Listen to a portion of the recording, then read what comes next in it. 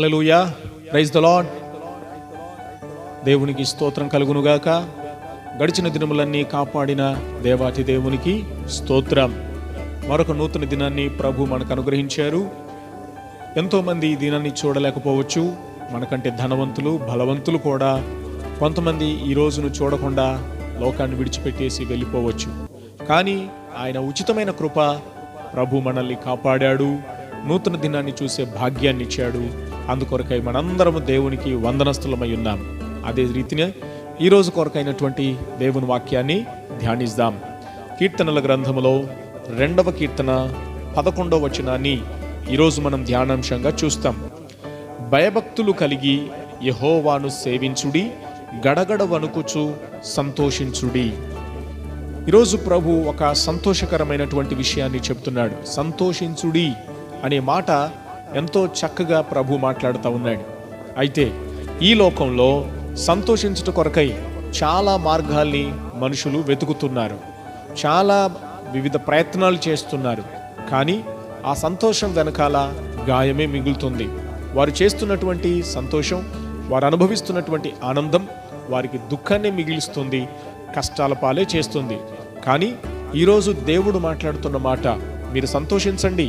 అయితే శాశ్వత సంతోషముగా, నిజమైన ఆనందాన్ని ఇచ్చే సంతోషముగా దేన్ని చూపిస్తున్నాడనంటే, భయభక్తులు కలిగి యెహోవాను సేవించుట ద్వారా, గడగడ వణుకుచు ఆయన సన్నిధిలో సంతోషించుట ద్వారా శాశ్వతమైనది, శ్రేష్టమైనది మనం చూడగలుగుతాం. యెహోవాను సేవించుట ద్వారా, దేవుణ్ణి వెంబడించుట ద్వారా, ఆయన వాక్కును, ఆయన ఆజ్ఞల్ని, ఆయన శాసనములను, కట్టడలను అనుసరించుట ద్వారా నిజమైన సంతోషం మన జీవితాల్లో మనకు దొరుకుతుంది. ఎలాగంటే, స్టూడెంట్స్, చదువుకుంటున్నటువంటి పిల్లలు వారి తల్లిదండ్రులు చెప్పే మాటలు విని విధేయులై వాటిని అనుసరించిన వారైతే వారి భవిష్యత్తు సంతోషదాయకంగా, నిజమైన ఆనందం ఇచ్చేదిగా, శాశ్వతమైనటువంటి సంతోషదాయకంగా మారుతుంది. అలాగే దేవుని వాక్యాన్ని కూడా అనుసరిస్తూ, వాటికి లోబడుతూ, వాటిని మనం పాటిస్తూ ఉన్నట్లయితే నిజమైన సంతోషం, నిజమైన ఆనందం మన జీవితంలో మనకు దొరుకుతుంది. కనుక ఈరోజు ప్రభు చెప్తున్నాడు, నీ జీవితంలో ఒక ఆనందం, సంతోషాన్ని ఇస్తానంటున్నాడు.